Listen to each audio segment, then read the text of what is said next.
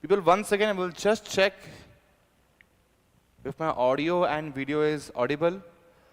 Guys, give me a quick thumbs up if my audio is properly audible to you. Give me a quick thumbs up, guys.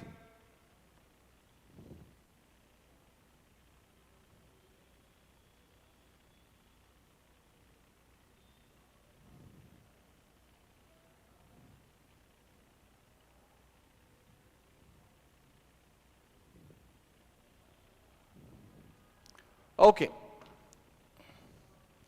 Chalo. Now, let's move on to the next topic, and that is additional rules. Very, very interesting. People, now you tell me, if a company is a listed company, if a company is a listed company in a stock exchange, NSE or BSE, now you tell me, public is going to buy and sell shares of that company if it's a listed company, yes or no? If it would be a private company, would public buy and sell shares? No, they are not allowed. Yes or no? So when company is a listed company, public should be able to buy and sell shares. Yes or no? So now you tell me, if a company is a listed company recognized in a stock exchange, now don't you think public should be getting at least 25% shares of the company so that they can buy and sell shares? Yes or no? Now, does it make sense if 99% shares are held by the promoters and only 1% shares are held by the public? Does it make sense to list that company on a stock exchange? No. Yes or no? The reason why we list a company on a stock exchange is because public's money is involved, public's participation should also be involved. Okay? Now, that is why this rule has been made. Let's understand what this rule says. The acquirer and persons acting in concert must ensure that post-acquisition, once Elon Musk acquires Twitter, the minimum public shareholding of 25% is maintained as per SEBI regulations. Which means what? If 100 shares are held by Twitter, among those 100 shares, 75 shares are held by Elon Musk, 25 shares minimum must be held by the public. So you can call it a listed company. Understood, people? If a company is calling itself a listed company, obviously public's participation, enough participation should be involved. Yes or no? If public's participation is not involved, what is the use of making that company a listed company? Understood, people, logic? And that is why this rule has been made. This rule simply says, if you are keeping a company as a listed company, if you are making a company as a listed company, you have to make sure public's participation is involved. Now, how much public participation should be minimum involved? 25% minimum shares should be held by the public. Rest of the shares could be held by the promoters, acquirer, target company, so on. But minimum 25% shares should be held by the public, so you can call it a listed company. Understood, people? Okay. So this rule says basically minimum public shareholding of a target company should be at least 25% shares. We know target company means what? A company that is a listed company. We are studying SEBI regulations. SEBI regulations comes into the picture only when public is involved. Yes or no? If a listed company, in a listed company, public's participation should be involved.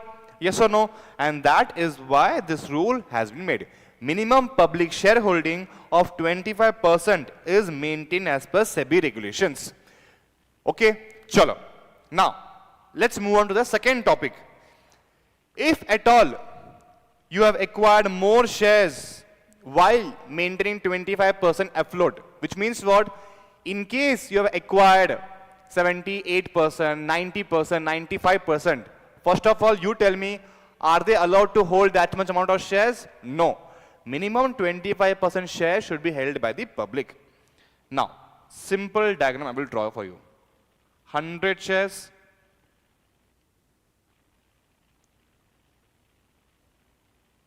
SEBI says 25% or 25 shares should be held by the public. Now, remaining shares, you do whatever you want. We don't mind. But make sure if you are calling yourself a listed company, you have to make sure that minimum 25% shares are held by the public. Yes or no? Now this rule says in case the company is holding 80% shares, 90% shares. So you tell me public would be holding 20%.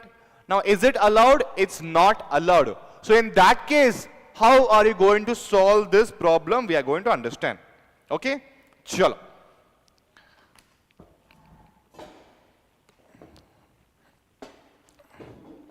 Rule says if you call yourself a listed company, you have to make sure minimum 25% shares are held by the public. If at all 20% shares, 15% shares are only held by the public, now what are you going to do? What are you supposed to do? We are going to understand. Okay. Number 1 point we will study in the last. First, let's read B and C. What point B says? Subscribing to new shares while ensuring proportionate increase in public shareholding. Now, let's draw example. 100 shares.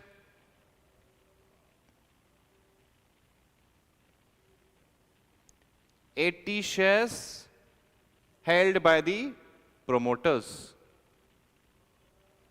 20 shares held by the public. It's not allowed. But now what are you going to do? You have the option to either issue 100 new shares where promoters will hold, let's say, 30 shares. 30 shares are held by the promoters and remaining 70 shares are held by the public. Now tell me, how many shares public is holding? 20 and 70. 90 shares are held by the public and 110 shares are held by the promoters. Now tell me, is 25% satisfied? Yes. So public is holding minimum 25% shares. So law says, in case you are holding more than 80% shares or you are holding more than 75% shares in a company where public's participation is decreased, don't worry, you issue new shares to the public. In this way, you can adjust the proportionate shareholding. Understood, people? Very easy. So law says simple. In case you are holding more than 75% shares, no problem. We are not asking you to sell your shares. What you can do is you can issue new shares and you can subscribe to very less shares and remaining shares you can give to the public so that public's participation, public shareholding increases. Understood, people? Now tell me, in this case, how many shares, what is the percentage of public shareholding? Let's find out.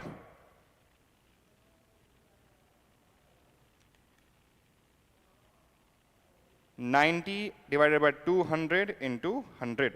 So public is holding now 45% shares and remaining shares are held by the promoters. Very easy now, people. That's it. 45% shares and 55% shares. But initially, public was holding how many shares? Just 20% shares. 80% shares. So law says simple. In case you are holding a lot of shares and public is holding very less shares, no problem. We are not asking you to sell your shares. What you can do is you can issue new shares to the public so that their shareholding increases. This is the meaning of the second rule. Understood, people? Okay. Now next. So what is the second option you can have? Divesting excess shares beyond 75% to restore public upflow to 25% within the prescribed time. So this law says that if you are holding more than 75% shares, don't worry, you can sell your shares. Quickly you have to sell your shares so that public's participation is maintained at 25%. Understood? So two options we have understood. Number one. B option says in case you are holding more than 75% shares, no problem. You issue new shares to the public so that their shareholding increases. Number one option. Number two option is, in case you are holding more than 75% shares, don't worry, you can sell these shares to the public. This is the meaning of divesting. Very easy. Now, let's come to the first point. Very interesting. selling shares to the public through offer for sale or qualified institutional placement. When we allot shares to qualified institutional buyers, this type of arrangement is called as qualified institutional placement. Now, I'm going to give you one beautiful example so you know why this law has been made. Chalo.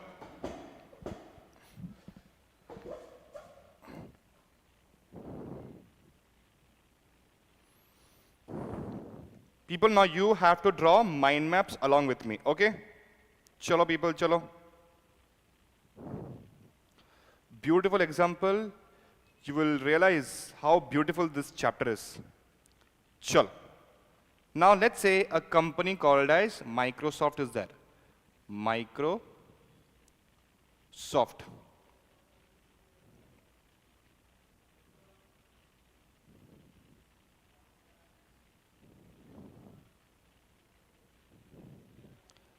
Microsoft.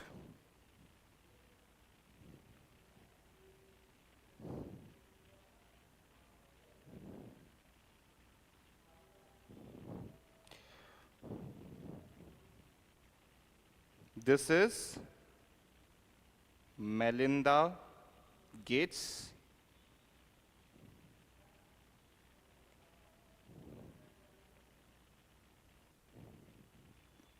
This is Bill Gates.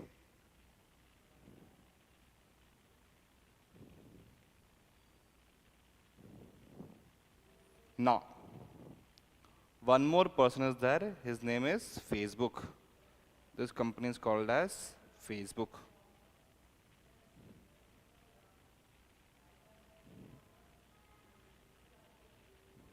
Okay. Now, Bill Gates is the promoter of Microsoft. Bill Gates is the promoter of Microsoft. And Melinda Gates is the person acting in concert. Okay? And Facebook would also called as persons acting in concert. So these three people are in one team. Okay. Now, people like you and me, they will be called as retail individual investors. Okay. Then, another category of people would be, let's say, we can call them as non-institutional investor. We can call them as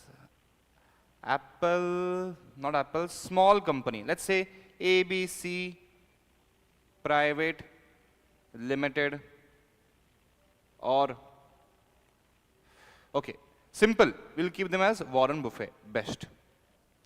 Warren Buffett, then Steve Jobs, then Mukesh Ambani. Okay. Now,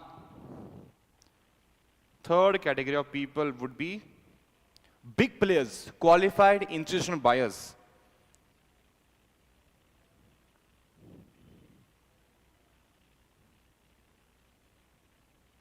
SBI, LIC. Okay. So now tell me people, these are the promoters and persons acting in concert, and retail people, non-institutional investors, or we can call them as high net worth individuals, or these people, SBI, LIC, they will all be categorized under public. Yes or no people? In our first chapter, we have understood how the shares will be allocated to the public. Do you remember people? We spoke about three categories of investors. Number one is retail individual investors. Number two is high net worth individuals or non-institutional investors. And number three is qualified institutional buyers, big players, insurance companies, banks, etc., etc. Okay. Now, the problem is SBI is a troublemaker. SBI is a troublemaker and LIC is a peacemaker. What is the meaning of this, sir? Whenever any decision is taken by Bill Gates or Microsoft, always there is one person who troubles everyone, who never agrees with anyone's decision, who always causes problems, who always causes chaos in a company. So, Microsoft wants to get rid of SBI. Microsoft wants to get rid of SBI. So what Microsoft does is, Bill Gates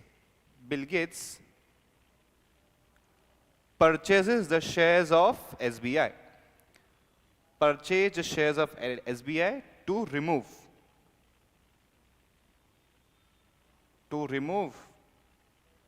SBI from the picture. Now you tell me, public's participation has been reduced, yes or no? The moment you acquire shares of SBI, who are a part of public shareholder, now public's participation has been decreased.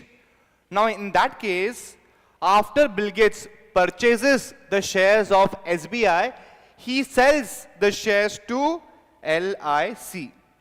He sells the shares to LIC. So simple. Very interesting rule, people. Nobody will teach you the reason why this rule has been made. Simple. In Microsoft, two categories of shareholders are there. Number one is promoters and number two is public. In promoters, Melinda Gates, Bill Gates and Facebook are a part of promoters. Now, who are the part of public? People like you and me, retail investors, Warren Buffett, Steve Jobs, Mukesh Ambani are a part of public, and SBI, LIC are also part of the public. So, blue color people are public. Blue color people are the public and yellow color people are the promoters. Simple. Now, whenever any decision is taken by Microsoft, there is one person who always causes trouble, who always causes problems inside the company. So Microsoft wants to get rid of that person, and that person is SBI. So Microsoft, what it does is, it purchases the shares of SBI. Now public shareholding has been reduced. Now after doing this, they sell these shares to the LIC. You bought shares from the public, you are again selling the shares to the public. Now, when we sell shares to big players, insurance, banks, portfolio financial institutions, this is called as qualified institutional placement. This is called as qualified institutional placement. Now, let's read this. Selling shares to the public through offer for sale or qualified institutional placement. This is how public's participation can be again restored back to normal. So you tell me, so there are three options. The moment you acquire more than 75% shares in a company, are you allowed? No. 25% shares should be held by the public. Now the moment you acquire more than 75% shares, we have got three options to solve this problem. Number one is you issue new shares to the public, so there is no problem in this. Okay, now you don't want to issue new shares. The second option you have is you can sell your shares to the public. You can sell your shares to the public. This is the second option. Third option is once you purchase shares from the public, you can again allot these shares to the qualified institutional buyers. They are big people, big investors. They will stay in your company for a long period of time. Obviously, qualified institutional buyers are much better than giving shares to people like you and me who take decisions emotionally inside the company, which is not good for the company in the long run. Understood, people? Very easy. People, the reason why I stressed on this topic more is because students get confused why this law has been made. We are not able to understand anything. What is the meaning of QIP? What is the meaning of offer for sale? We don't know anything. Now you tell me, what is the meaning of offer for sale, people? I have taught you in the first chapter. Offer for sale means when a company sells its existing shares to the public. This is called as offer for sale. So whenever a company goes for an IPO, we know company has got two options. Either you issue new shares to the public or you sell the existing shares to the public. Understood, people? And when you sell the existing shares to the public, this is called as offer for sale. Now, let's quickly draw the mind maps for this. Are you finding this interesting, people? Chalo.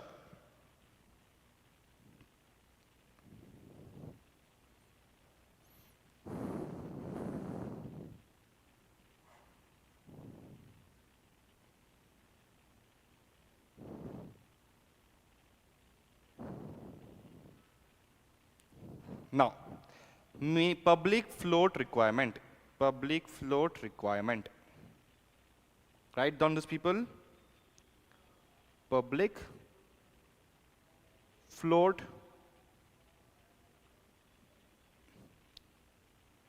requirement. Now, what is the meaning? First, let's write the meaning.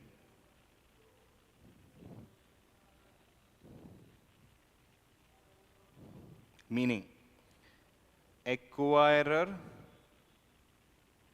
plus persons acting in concert, they have to ensure that while you are acquiring shares, you have to make sure minimum 25% shares are held by the public. Ensure post acquisition of minimum public shareholders of 25% is maintained.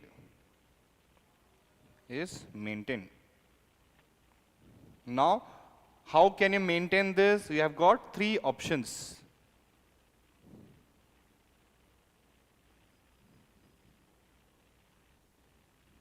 Number one option is by selling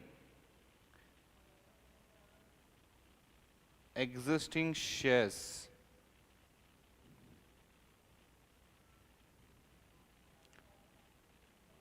to the public.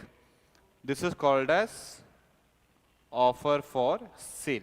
This is called as offer for sale, or you can do a QIP. What is the full form of QIP, people? Qualified institutional placement. Okay. Next, you have the second option of subscribing to new shares. Subscribing to new shares, ensuring increase in the public shareholding. Very easy, no, people? Okay. Now, third option you have is divesting excess shares if you are holding beyond 75%. If you are holding beyond 75% to restore public so that afloat, so that 75% is maintained, so that 25% is maintained within time. That's it, people. This is how you have to draw the mind maps. So again, quickly let's revise. What is the meaning of public float arrangement? Public float arrangement or requirement. What is the meaning of this? While you are acquiring a company, and if that company is a listed company, you have to make sure that public's participation is at least 25% shares in the company. At least 25% shares must be held by the public. Very simple. Now, the moment you cross more than 75% shares, that means 25% is getting reduced. In that case, how do you restore that 25%? You have got three options. Number one option is you issue new shares to the public and you subscribe to just less shares so that most of the shares will go to public.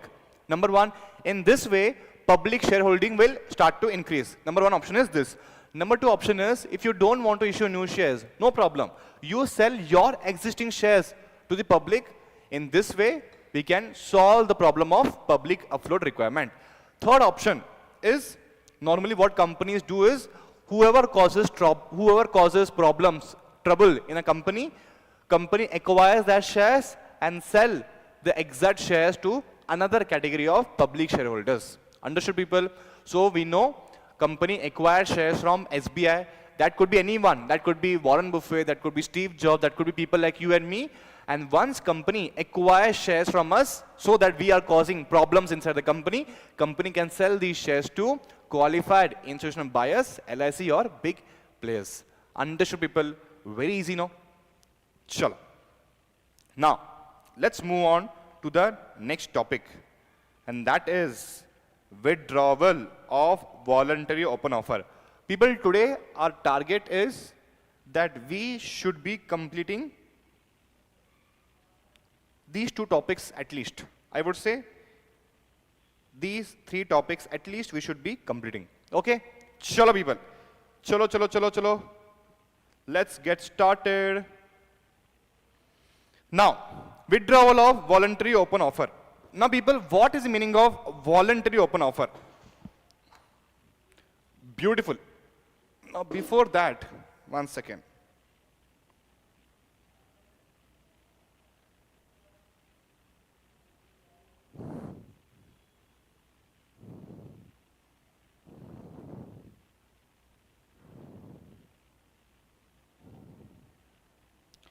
People, just 1 second. Let me check if there is one topic that I have to teach.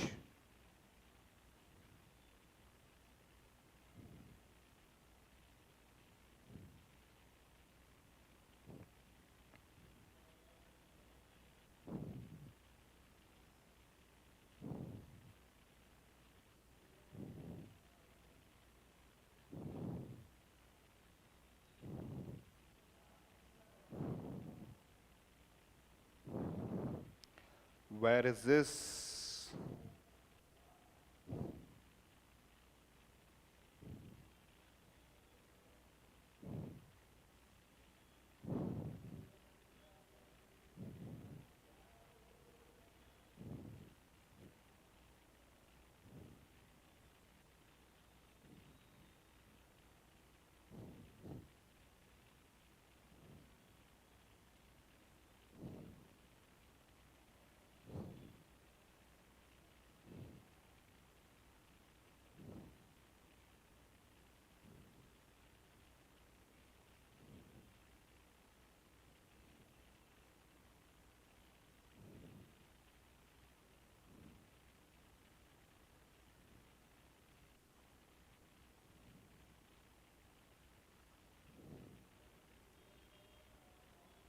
Yes.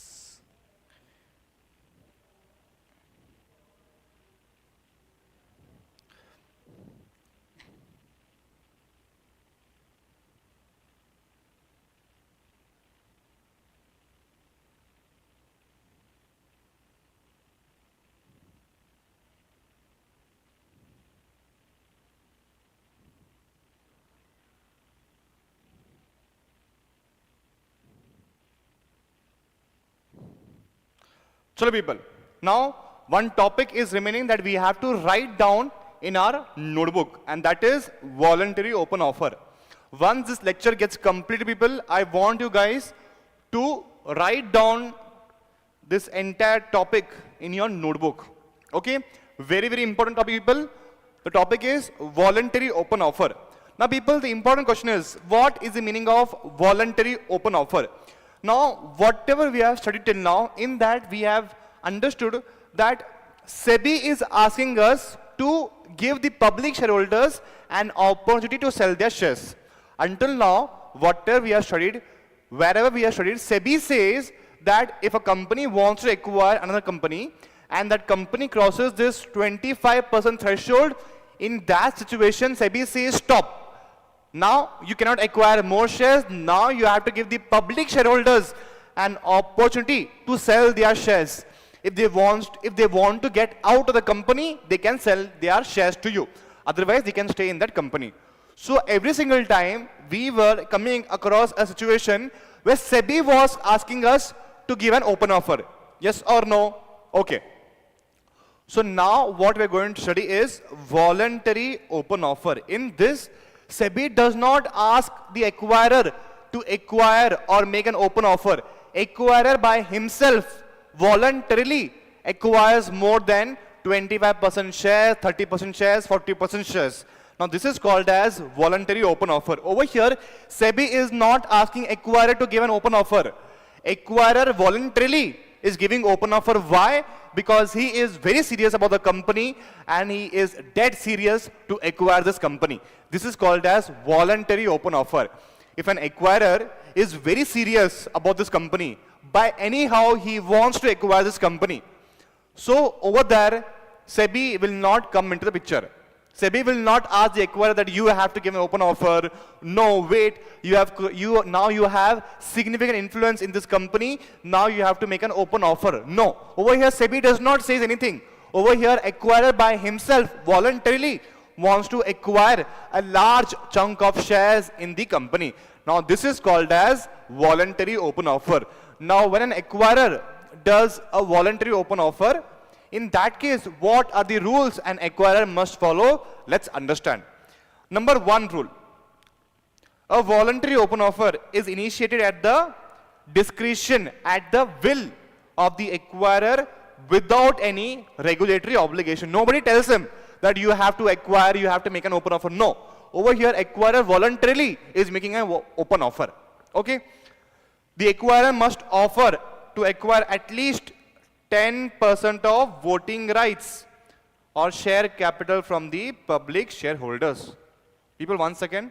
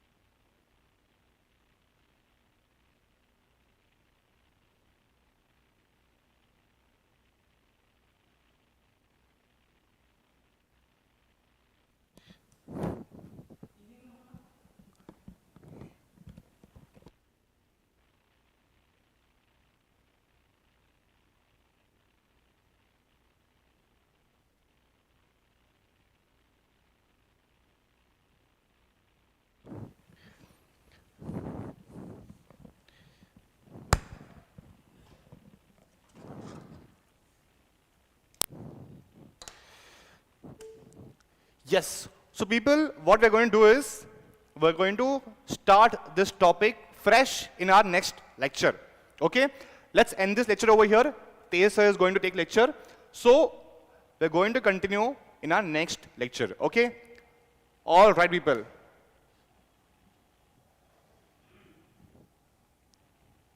If you have got any doubts, just drop me all your doubts in the WhatsApp group. We'll make sure that all your doubts are resolved in less than 3 hours. Okay? Chalo people. Take care and bye-bye.